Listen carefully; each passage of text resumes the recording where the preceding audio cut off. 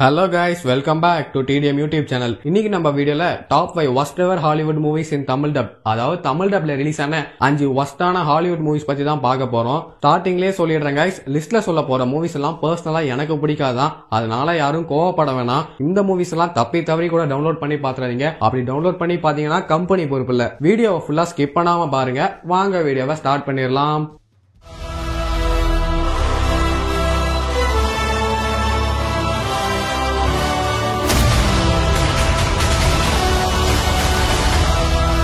நம்ம லிஸ்ட்ல 5th பொசிஷன்ல இருக்கிற movie name the last airbender. இந்த மூவி 2010ல ரிலீஸ் ஆயிருக்கு. இதுக்கு IMDb ல இருந்து 4 ரேட்டிங் கொடுத்திருக்காங்க. இந்த படத்துல நம்மளுக்கு புதுசா ஒரு விஷயத்த சொல்லி கொடுத்திருப்பாங்க.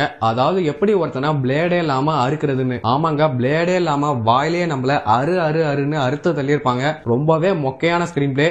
இன்டர்ஸ்டெல்லர் படத்துல சொல்ற மாதிரி ஒரு நிமிஷம் ஓடுறதே நம்மளுக்கு 1 மணி நேரம் ஆன மாதிரி இருக்கும். உங்களுக்கு அவதார் பிடிக்கும்னா இந்த மூவியை விட்டுட்டு த லாஸ்ட் ஏர்பெண்டர் சீரிஸ் பாருங்க. வேற லெவல் ஃபன்னா போகும். அந்த சீரிஸ் முன்னாடிலாம் சுட்டி டிவில போடுவான், அப்ப மிஸ் பண்ணாம பாப்பேன். ஆனா ஏன் அதை லைவ் ஆக்ஷன் மூவியா கொண்டு வந்து சீரிஸோட பேரையும் கெடுத்தாங்கன்னு தான் தெரியல. நம்ம லிஸ்ட்ல 4th பொசிஷன்ல இருக்கிற movie name agent jade black. இந்த மூவி 2020ல ரிலீஸ் ஆயிருக்கு.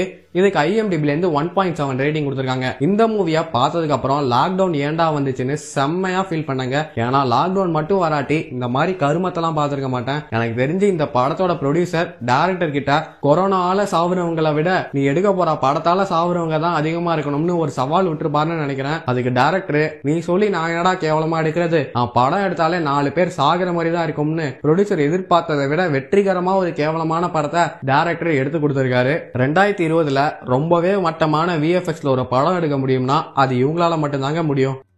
நம்ம லிஸ்ட்ல 3rd பொசிஷன்ல இருக்கிற மூவி நேம் கேட் உமன். இந்த மூவி 2004ல ரிலீஸ் ஆயிருக்கு. இதுக்கு IMDb ல இருந்து 3.4 ரேட்டிங் கொடுத்திருக்காங்க. நீங்க யாரையாவது பழி வாங்கணும்னு நினைச்சீங்கன்னா, இல்ல உங்கள்கிட்ட யாராவது வச்சுக்க கூடாதுன்னு விரும்புனீங்கன்னா நான் சொல்ற மந்திரத்தை அப்படியே யூஸ் பண்ணுங்க. அது என்ன மந்திரம்னு பாத்தீங்கன்னா, போய் கேட் உமன் பாருடா. இந்த மந்திரத்தை நீங்க யார்கிட்ட சொல்றீங்களோ அவங்க உங்கள்கிட்ட கண்டிப்பா வந்து பேச மாட்டாங்க. ஆனா அடிக்க வேணா வாய்ப்பு இருக்கு. ஏன்னா மொக்கையிலயும் படும் மொக்கையான படம் தாங்க இது. கண்டிப்பா சொல்றேன், உங்களால ஒரு அரை மணி நேரம் கூட உட்கார்ந்து பார்க்க முடியாது. வார்னர் பிராஸ் இந்த படத்தை ப்ரொடியூஸ் பண்ணதுனால செம்ம லாஸ ஃபேஸ் பண்ணாங்க.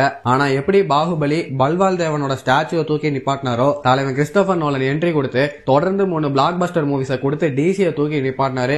அவர் மட்டும் வராம கேட் உமன் மாதிரி இன்னும் 2 இல்ல 1 மூவி எடுத்தா கூட டிசிக்கு பாலுதான்.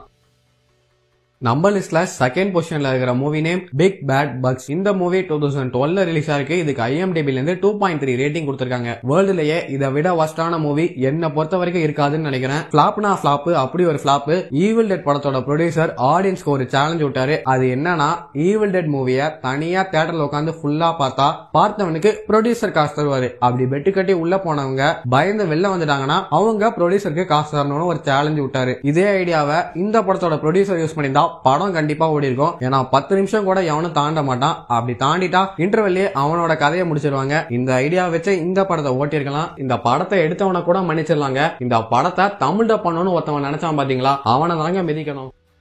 நம்ம லிஸ்ட்ல 1st பொசிஷன்ல இருக்கிற மூவி நேம் கிரீன் லேண்டர்ன். இந்த மூவி 2011ல ரிலீஸ் ஆயிருக்கு. இதுக்கு IMDb ல இருந்து 5.4 ரேட்டிங் கொடுத்திருக்காங்க. கோமால இருக்கிறவன்ட்ட இந்த படத்தை டிவில போட்டு காமிச்சீங்கன்னா கண்டிப்பா அவன் எந்திரிச்சிருவான். படத்தை பாக்குறதுக்காக இல்லங்க, டிவியை உடைக்கிறதுக்காக. ரொம்பவே மொக்கையான ஸ்கிரீன் பிளே, கதை கோர்வையே இல்லாம ஒரு மாதிரியா போயிட்டு இருக்கும். இந்த படத்தோட பிளஸ் என்னன்னா, காமிக் புக்ல இருக்கிற மாதிரியே ஸ்டோரி சேமா கொண்டு வந்திருப்பாங்க. படத்தோட மைனஸுமே இதான். அதே ஸ்டோரியை கொண்டு வந்ததுனால ஸ்டோரி கொஞ்சம் லேக் ஆகுற மாதிரி இருக்கும். மார்வெல்லையும் காமிக் புக்கை பேஸ் பண்ணி தான் படம் எடுக்கிறாங்க. ஆனா கொஞ்சம் பட்டி டிங்கரிங்லாம் பண்ணி தான் எடுப்பாங்க. அதனாலதான் படம் எல்லாமே பிளாக் பஸ்டர் ஆகுது. ஆனா கிரீன் லேண்டர்ன் படத்துல ஸ்டோரி மட்டும் பிரச்சனை இல்லைங்க, VFXலயும் செம்மையா சொதப்பிருப்பாங்க. ரயன் ரெனால்ட்ஸ சூப்பரா யூஸ் பண்ணிருக்கலாம். ஆனா ஏன் இப்படி அசிங்கப்படுத்தி விட்டாங்கன்னு தான் தெரியல. சோ கைஸ், இந்த வீடியோல சொன்ன மூவிஸ ஒரு தடவை பாக்குறது கூட உயிருக்கே ஆபத்தாயிடும். தப்பி தவறி கூட ஏத்தி இந்த மூவிஸ பாத்துறாதீங்க. இந்த வீடியோ பிடிச்சிருந்தா லைக் பண்ணுங்க. இதே மாதிரி வேற ஒரு வீடியோல நம்ம மீட் பண்ணலாம். பாய்.